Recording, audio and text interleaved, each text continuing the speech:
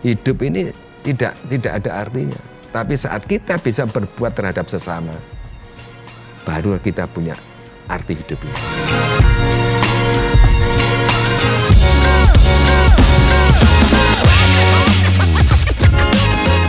Hai, kembali bersama saya Salma Kirana dan juga tamu spesial kita pada hari ini yakni Abah Gun di part 2. Di part 1 tadi kita sudah menceritakan, sudah mengulik-ngulik nih, kenalan lebih dalam dan lebih dekat terkait siapa sih sosok Abah Gun ini gitu kan.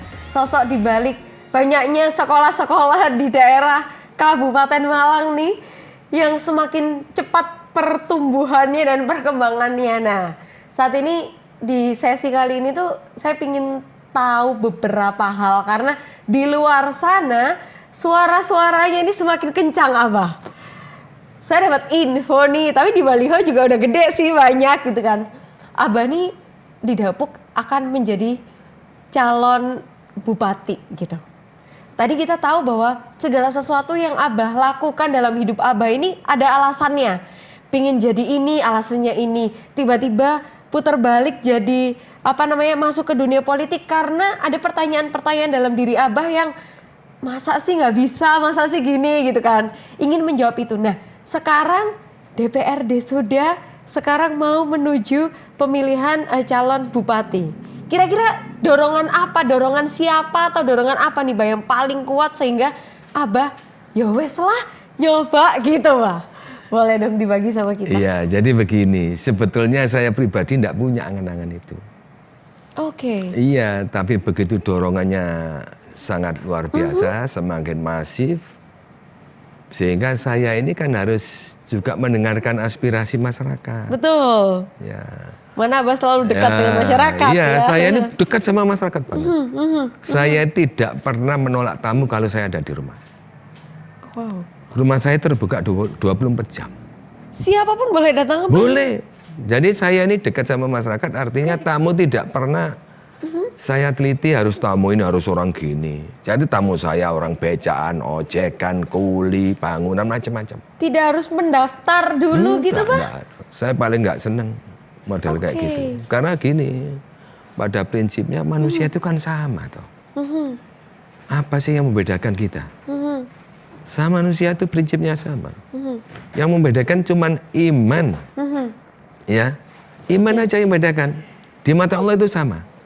Inna akramakum indallahi atqakum. Kamu itu di mata saya sama. Yang membedakan cuma iman dan takwamu.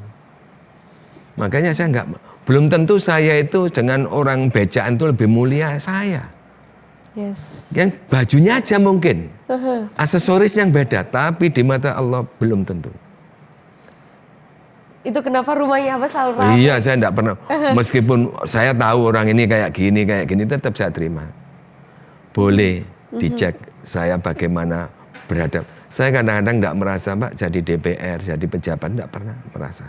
Walaupun Abah sudah menjabat, apakah rumah itu juga tetap terbuka untuk masyarakat? Mulai saya belum menjabat sampai menjabat tidak perbedaan perlakuan saya. Saya dekat sama masyarakat. Suka jagong, mendengarkan masalah-masalah itu udah mulai dulu. Bahkan saya juga suka organisasi. Organisasi ini banyak yang saya geluti. Organisasi saya geluti ini, saya mendirikan itu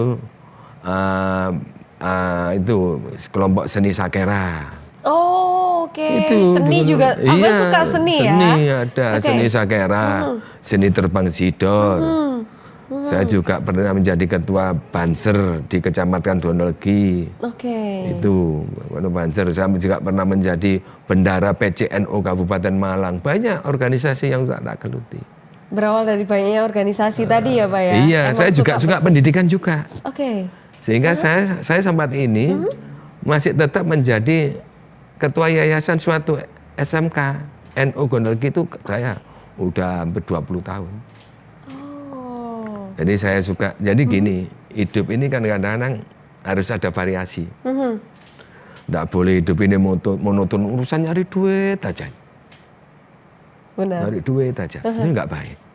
Jadi hidup ini tentunya ya harus kita ini ada ya mana yang kita nyari duit, mana yang bisnis, mana yang sosial, mana yang itu kita berbuat untuk sesama. Jangan semuanya harus ada profit.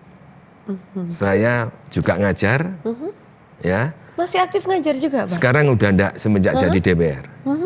Dulu masih di periode pertama saya masih ngajar. Tapi begitu saya lihat waktu saya udah nggak bisa memungkinkan, saya itu ngajarnya di motivator. Jadi saya megang 3 SMK. SMK di Gondalgi, SMK NU, SMK Khairuddin, sama SMK Miftahul Ulum di Pagelaran sana. Saya di bagian motivator. Karena saya ini pelaku usaha. Kelihatan dari ceritanya Abah tadi, inovasinya itu ada aja gitu ya Pak ya. Dari yang jualan kue, terus lebih gede sampai dealer gitu ya. Sehingga saat ini saya kembali saat saya menjadi DPR, saya banyak berbuat. Itu banyaklah orang ini tiap saya turun ke bawah itu mendorong saya untuk jadi bupati, Dan pada akhirnya ya kemarin yang saya nggak punya angen-angen, itu akhirnya saya ini didaftarkan. Seru nih. Didaftarkan. Ya, mereka enggak ngerti kok mendaftarkan. Saat belum mendaftarkan mereka berbondong-bondong ke rumah. Kemudian saya sampai keringet. Keringet dingin gitu ya Pak? Udaranya nggak panas tapi saya panas sendiri. Oke. Keringetan saya, nggak bisa menjawab. Karena memang saya nggak punya angan-angan. Kemudian setelah itu sekitar 3 hari lagi mereka berbondong-bondong mengambilkan formulir. Wow. Saya sempat mau lari itu, diambilkan formulir itu nggak mau nerima. Iya, mau lari. Tapi begitu semakin banyak dorongan, saya waktu mendaftarkan itu diantarkan orang itu rencana saya malah nggak mau diantarkan. Biar bisa kabur. Iya, saya maunya diam-diam tak antarkan sendiri, nggak ada yang expose ke media. Yes. Ternyata bocor ya Pak ya, tetap. Ternyata di tanggal 8 itu, hari penutupan itu, banyak orang berdatangan ke rumah. Rumah sampai penuh. Saya tanya, loh Saman tahu dari mana? Bingung saya nggak woro-woro. Tahu dari mana nggak woro-woro? Ya bingung lah saya. Nah itu loh akhirnya saya diantar, ada 600-an lebih mungkin orang yang mengantarkan itu sampai nunggu di DPC di Panjen. Nah, kemudian dengan wajah yang belum begitu siap, saya diwawancarai, saya udah ngomong dengan menyerahkan formulir ini berarti saya siap untuk dicalonkan menjadi Bupati Malang. Itu yang begitu dorongan semakin besar ke saya. Sampai hari ini dorongan semakin mengalir terus ya Pak ya? Dan alhamdulillah tentunya saya ini niatnya itu tadi. Saya ini melihat memang begini ya. Saya sering menyampaikan kalau pas turun ke bawah. Kabupaten Malang ini sebetulnya memang butuh sentuhan seorang pimpinan yang punya jiwa entrepreneur. Tidak hanya pingin berkuasa, tapi bagaimana pemikiran kita mengembangkan potensi yang dimiliki oleh Kabupaten Malang. Ini yang harus jadi pemikiran saya. Bahkan saya dulu 2018 itu pernah main-main ke Lumajang, ke Banyuwangi. Di Banyuwangi itu saya dialog sama Pak Aswaranas zaman beliau jadi bupati. Banyuwangi dulu terkenal kota apa? Sekarang menjadi kota pariwisata. Kemudian ngomong juga dulu Pak Gun ngomong ke saya gitu, Banyuwangi sama Kabupaten Malang itu kalah. Sekarang Kabupaten Malang udah kita tinggal jauh. Income per kapita masyarakat itu naik 3 kali lipat. Banyuwangi. Waktu 2019 sampaikan ke saya, 2018 sampaikan ke saya itu 19 juta per tahun. Jadi 49. Kalau sekarang 2024 saya kira lebih jauh lagi, lebih tinggi lagi. Ya, sekarang semua orang healingnya rata-rata ke sana loh. Betul. Nah, Nah, inilah kadang-kadang saya ini punya jiwa Gemes entrepreneur. lagi nih ya. Kadang-kadang eman Kabupaten Malang ini sayang. Kita ini punya potensi mulai wisatanya ini kalau kita kelola dengan baik juga akan meningkat. Tentunya kita akan petakan. Kalau andai kata nanti saya diridhoi oleh Allah dan dibantu masyarakat Kabupaten Malang secara luas ya, tentunya saya punya pemikiran kita akan petakan Kabupaten Malang ini potensi-potensi yang dimiliki tiap kecamatan bahkan tiap desa harus kita gerakkan, kita harus ikut campur tangan membantu tiap pedesaan, tiap kecamatan agar semua bisa bergerak, baik potensi ekonomi, ya, wisata, UMKM, pertanian harus kita gerakkan semua. Mungkin kayak contoh gini, contoh begini, kayak di daerah Gedangan, ini potensinya namanya Gedangan, banyak pisang. Pisang, yes. Bagaimana di sana itu menjadi ikon sebagai penghasil pisang, tapi mereka tidak menjual gelondongan ke Malang, ke Surabaya. Kemudian saat mereka itu main-main ke Malang, ke Surabaya, pisangnya dibeli lagi untuk oleh-oleh. Dalam bentuk bahan jadi. Mereka jual bahan baku. Ini tidak boleh. Kayak gitu. Orang jual pisang banyak yang kaya. Keripik pisang banyak yang kaya. Tapi tidak dinikmati oleh petani pisang. Tidak dinikmati oleh petani bohong. Ya. Itu kan banyak. Bagaimana mereka itu bisa maksimal untuk itu yang saya harapkan. Potensi wisata selama ini ya prinsipnya gini. Saya punya prinsip.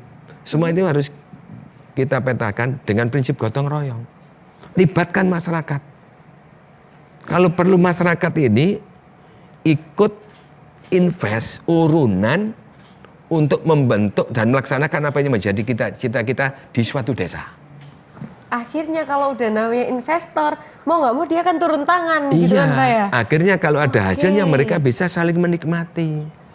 Inilah yang prinsip ekonomi yang berbasis gotong royong harus kita lakukan. Beda ya? Beda nih guys, pandangannya seorang entrepreneur. Nah tadi kan saya bilang di awal ya Pak ya, bahwa kan jiwa-jiwa entrepreneur tuh nggak bisa dibeli Pak. Matanya pasti beda. Ya kan saya tadi di awal udah bilang, nah ini ternyata ketika nanti Abah akan diridhoi Allah tadi ya bahasanya Abah untuk membawa Kabupaten Malang ini di tangan Abah, rencananya itu seperti apa? Salah satunya ini tadi ya, akan mengembangkan potensi-potensi melihat dari segi dari kacamata bisnis, bukan dijual untuk pribadi, melainkan bagaimana orang-orang masyarakat Kabupaten Malang itu masing-masing punya value, punya nilai lebih dan potensinya lebih diasah untuk kedepannya biar nggak ketinggalan tadi ya Pak ya. Oke, wow, itu masih satu nih Pak.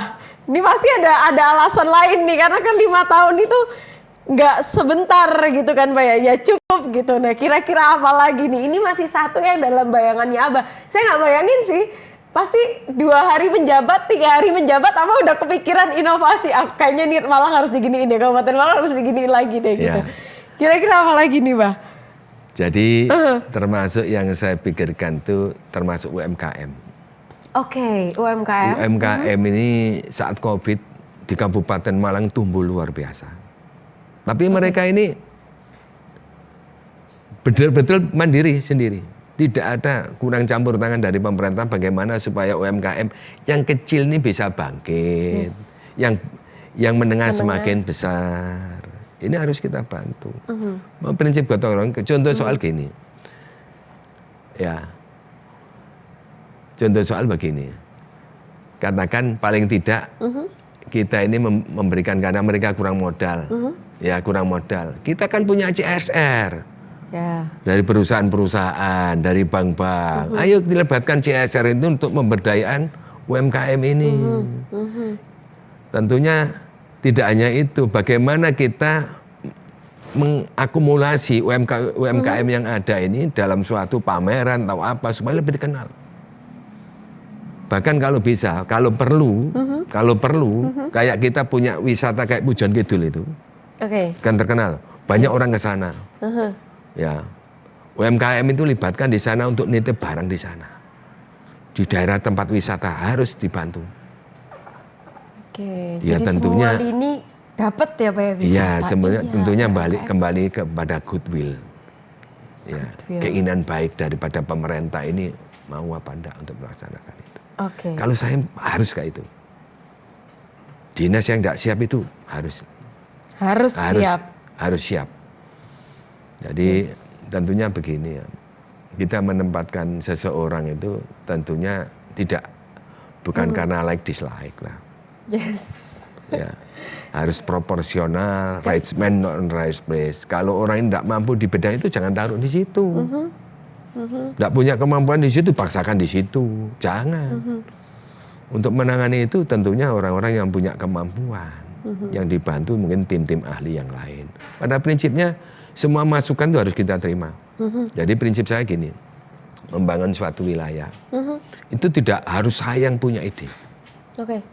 Saya punya memberikan garis besar, kemudian kita sampaikan kepada pemuda, kepada pengusaha di sana, supaya saling gotong royong, saling memberikan masukan.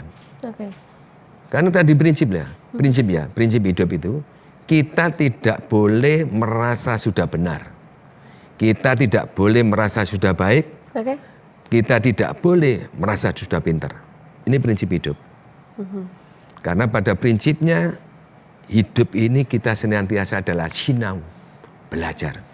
Supaya lebih baik, supaya lebih pintar, supaya lebih maju. Jangan pernah puas, jangan pernah merasa. Kalau sudah merasa artinya kita ini belum mencapai itu. Take a note nih. Kalau sudah pernah merasa paling nih, berarti justru kita belum ada di posisi itu ya Pak ya? Ya, dan itu menjadikan kita sombong. Sombong itu sifat paling dibenci oleh Tuhan, oleh Allah. Kalau udah sombong tutup telinga soalnya ya Pak ya? Jalan dibenci. Terus gitu ya Pak ya? Ya tentunya semua ini butuh kebersamaan. Kebersamaan. Jadi setiap orang ini boleh memberikan masukan-masukan. Harus. Makhluk sosial ciri khasnya gak bisa hidup sendiri loh. Ya. Untuk mencapai sesuatu, untuk segala sesuatu, ini butuh gotong royong. Nggak usah ini, saya bisa pakaian kayak gini, apa saya bikin sendiri? Ribuan orang yang terlibat. Untuk memenuhi kebutuhan kita, udah ribuan orang. Makanya kita kalau udah merasa bahwa kita ini makhluk yang senantiasa ketergantungan dengan makhluk yang lain, dengan sesama, maka kita harus senantiasa meningkatkan kasih sayang terhadap sesama, gotong royong harus kita perkuat dalam kehidupan ini. Luar biasa sekali Abah Gun ini. Saya kok khawatir ini nanti ya Abah Gun ini ketika insya Allah ya Pak ya, bismillah ya, semoga ketika Abah Gun ini sudah menjabat nih, nanti Abah ini justru lebih mendengarkan masyarakat yang di bawah daripada sering rapat-rapat bersama teman-teman dinas nih. Pasti awalnya ide dari masyarakat karena jauh sebelum Abah Gun menjabat, Abah sudah sedekat itu sama masyarakat gitu loh. Rumahnya aja udah kayak rumah bersama gitu kan. Semua masyarakat boleh hadir gitu. Jadi, nah, gimana pandangan Abah nih kira-kira? Jadi tentunya kita harus bisa memilah-milah. Masukan dari pejabat-pejabat juga harus kita dengar. Yang baik kita laksanakan. Yang menjadi kewajiban harus kita laksanakan. Tapi dari masyarakat juga harus kita dengarkan. Karena masyarakat mau memberikan ide itu udah luar biasa. Iya enggak? Ya, betul. Daripada mereka diem aja, jadi penonton. Bener. Jadi kita kalau ingin maju ya jangan di penonton. Harus ikut nimbrung, ikut menyampaikan, kalau bisa ikut bekerja. Ini. Nah inilah prinsip kita kalau membangun ini, kita tidak mungkin bisa membangun sendiri, kebersamaan nanti. Nah bahkan menciptakan sebuah roda ini biar bisa berjalan ya semuanya harus terlibat gitu. Betul. Ya Pak ya. Dari semua lapisan, entah itu dari pemerintahan sendiri, bahkan dari masyarakat juga, Abah harapannya adalah masyarakat ikut andil dalam pembangunan ini. Betul. Gitu ya, Bah ya. Makanya saya kepingin kalau ada usaha di dalam suatu desa, kita libatkan. Lah ini bagaimana ya pemikiran kita, paling tidak begini. Mereka ini kadang-kadang kan SDM-nya memang kompetensinya juga kurang mampu. Yes. Tapi mereka bisa mengail rezeki dari luar. Itu kita libatkan, kita berdayakan. Uangnya nanti bisa untuk investasi di situ kan bisa. Ya enggak? Ya. Buat investasi di situ. Bahkan ini mohon maaf, Gus Dur itu pernah menyampaikan terkait ini. Gus Dur itu pernah saya sama teman-teman itu dikumpulkan di Gondolegi. Cuman saya karena nampung uang itu suruh bentuk koperasi agar mereka ini kalau katakan ya ke luar negeri ini ngirim duit, habis itu mereka pulang bawa duit, habis dimakan untuk bangun rumah, untuk apa, balik lagi. Itu sampai kapan mereka? Kan gitu toh, sampai kapan? Artinya kan tidak ada solusi. Betul. Alangkah baiknya kalau katakan mereka udah punya modal, kita bantu kembangkan di wilayah di desanya atau di kecamatan dia. Kemudian kita bantu untuk mengembangkan. Bagaimana modal ini kalau bisa berkembang, mereka bisa bangun rumah, bisa nyekolahkan anak. Nggak perlu balik lagi. Nggak usah balik lagi, tapi modalnya tetap terus berjalan. Sudah ada, betul. Tingkat perceraian, salah satu yang membuat terbesar di Kabupaten Malang adalah dari ekonomi. Pekerja migran yang tidak balik-balik. Ini harus pemikiran kita ke depan. Nah, itu hal-hal yang besar tapi tidak begitu ketara ya, Bang ya. Loh, sekarang ini ya, saya padahal ini, besar gitu. Saya maksudnya. ini kan orang yang sering ngamati sosial. Iya. Sering dicurhati oleh masyarakat. Jadi wadulan tuh macam-macam. Ya salah satunya saya ingat jadi itu. Oke.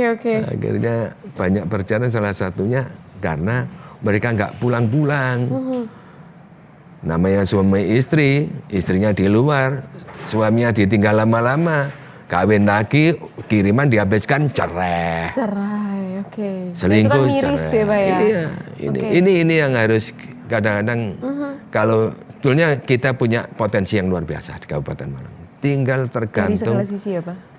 bagaimana kita memetakan, memanage semua itu dengan baik. Tentunya dengan berbasis kebersamaan gotong royong.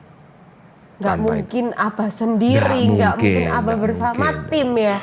Harus gotong royong, bareng-bareng ya, Pak ya. Oke, ya cuman nggak ada yang menggerakkan ini loh kayaknya ya, Pak ya. Jadi ya masih seperti ini gitu ya, Pak ya. Banyak. Jadi kayak sektor pertanian, apa saya lihat.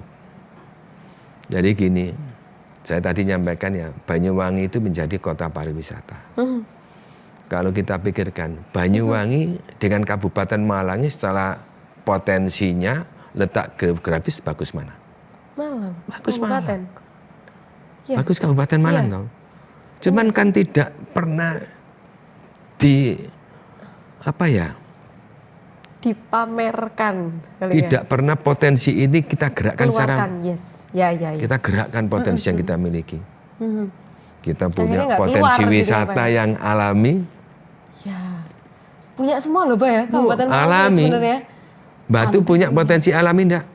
Enggak ada, wahana buatan semua. Ya. Alangkah indahnya kalau potensi yang alami ini kita tambah wahana buatan agar semakin. Wisatawan aja ke Batu sama ke Kabupaten Malang besar ke Batu. Ya enggak? Betul. Nah ini jadi PR. Jadi PR. Potensi kita ini SDM-nya, masyarakatnya yang besar, ini potensi juga. Pertaniannya juga potensi, tapi sayangnya kadang-kadang mereka ini ngomong, kalau saat butuh pupuk enggak ada. Nah, itu yang dikeluhkan, Abah. Betul. Pupuk enggak ada. Iya.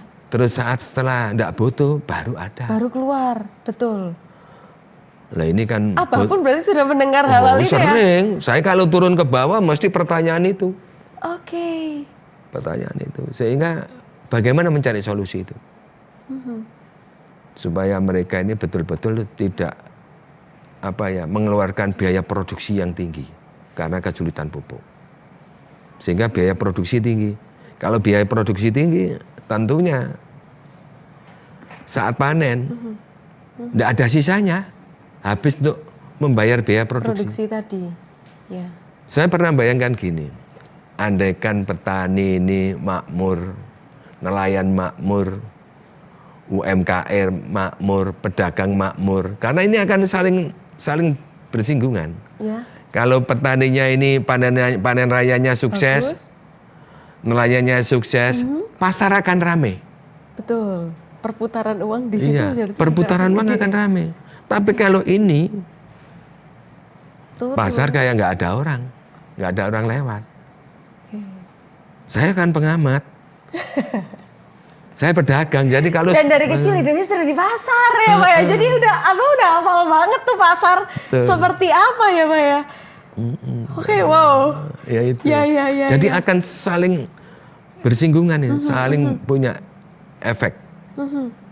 Kalau ini tumbuh, otomatis kita mau bangun musola, bangun masjid, bangun madrasah, gampang cari sumbangan. Betul. Karena mereka pada punya duit.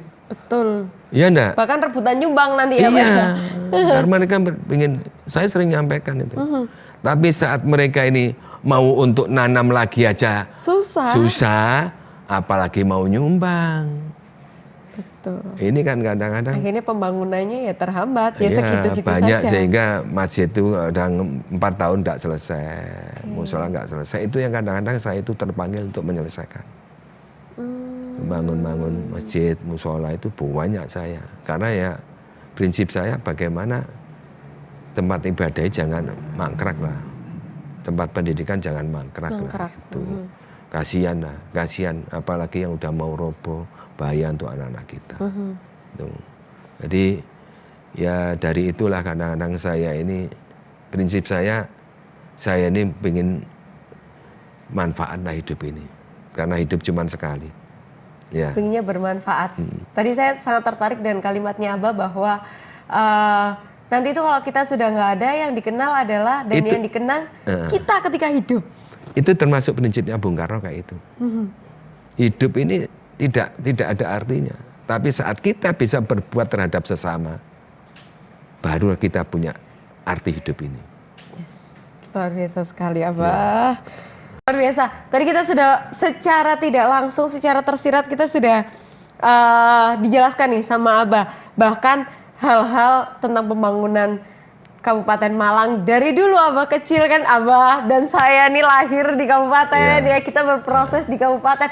Abah sudah melihat bagaimana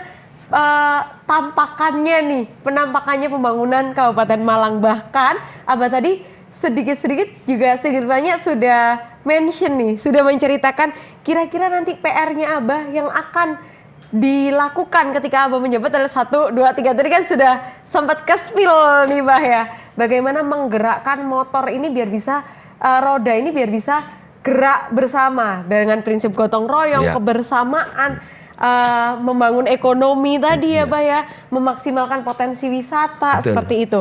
Nah Abah, satu pertanyaan terakhir nih. Ini sangat menarik di laman Instagramnya Abah. Saya tuh jadi followersnya Abah loh. Oh gitu ya? Ketika di call saya harus belajar tentang Abah nih. Dan ada kalimat atau slogan Abah itu siap tandang. Nah, Abah siap tandang apa siap tanding sih Bah? Kalau tandang itu kan bekerja. Oke. Ya, jadi tergantung masyarakat memaknai. Yang jelas saya ini siap bekerja untuk bagaimana Kabupaten Malang bisa lebih baik. Dengan pemikiran saya sebagai seorang entrepreneur tadi, pemikiran entrepreneur itu. Jadi Abah siap tandang ya Pak ya? Oh aduh. Tentunya itu. Semoga saya juga bisa ikut dari menjadi masyarakat yang ikut menyumbangkan ketandangan apa nih? Tandang gawe itu gak sih Pak? Tandang gawe. Oke. Tandang itu tandang gawe, artinya bekerja. Bekerja ya? Oke. Luar biasa sekali pembicaraan saya bersama Abah Gun hari ini. Banyak banget insight yang justru saya dapatkan, terutama untuk hidup, terus untuk kami nih para milenial, anak muda tuh kadang kan ngelihat sesuatu tuh berbeda ya, Bah ya. Tapi banyak obrolan kita yang, oh ternyata masuk akal juga ya bahwa hidup itu nggak hanya ya sekedar hidup, mencari sesuatu yang duniawi. Dari tadi Abah selalu mengingatkan kita bahwa ya hidup tuh harus berkesan dan harus bermanfaat untuk orang lain. Bahwa hidup tuh kita nggak bisa sendiri, kita harus bersama-sama, gotong royong gitu Bah ya. Bahkan Abah bilang bahwa ketika nanti Abah menjabat, Abah ini berharap masyarakat Kabupaten Malang juga turut serta andil bersama Abah untuk jalan bersama gitu ya Bah ya. Oke, dan kedekatan Abah tadi, saya tuh kok punya ide ya Bah ya, ngasih nama Abah lain. Ngasih nama imbuhan buat apa? Kan biasanya Abah Gun nih, Abah Gun Wadulan. Karena Abah Gun nih jadi tempat wadulnya masyarakat nih. Tempat curhat ya? Tempat curhat ya kan. Akhirnya berangkat dari situ mungkin banyak hal yang membuat pada akhirnya Abah yakin nih ya. Untuk dorongan-dorongan ya, dari karena masyarakat saya itu juga. Suka jagung itu loh. Suka jagung. Suka jagung sehingga ya namanya... Kalau udah jagung ya biasanya jagung sehingga orang udah tahu kalau saya itu pas di rumah mesti tahu tempat duduknya di situ mesti. Tempat duduk saya mesti kan di belakang. Orang-orang di belakang itu ya sambil nyantai-nyantai, ngopi kayak gitu orang-orang. Terakhir nih Bah, harapannya Abah untuk masyarakat Kabupaten Malang khususnya menuju pemilihan nantinya nih, harapannya Abah apa? Jadi begini, tentunya harapan kami, harapan saya, masyarakat Kabupaten Malang ini harus lebih pintar. Bagaimana kita memilih dan memilah. Ya, seorang pemimpin yang kira-kira bisa membawa perubahan untuk Kabupaten Malang. Jadi jangan kita ini hanya terobsesi dengan pragmatis, dengan sesuatu janji-janji yang tidak pernah terwujud. Ya, kita carilah ya paling tidak yang sudah membuktikan lah selama ini. Ya, sudah membuktikan meskipun itu belum maksimal karena posisinya kayak saya ini masih jadi anggota DPR nggak bisa maksimal. Tapi kalau menjadi bupati bisa maksimal kan gitu toh. Nah, sehingga harapan saya nanti ke depan ayo kita bersama-sama pada prinsipnya dengan kebersamaan gotong royong kita harus yakin bahwa Kabupaten Malang pasti ada perubahan lebih baik. Bersama Abah Gun siap tandang. Iya Pak ya? Kita gitu ya closingnya ya Kak? Iya Pak ya? Siap tandang gitu ya? Bersama Abah Gun siap tandang. Terima kasih, saya Salwa Kirana pamit undur diri dan juga tamu spesial saya. Assalamualaikum. Assalamualaikum warahmatullahi wabarakatuh. Assalamualaikum warahmatullahi wabarakatuh. Siap tandang. Bye-bye.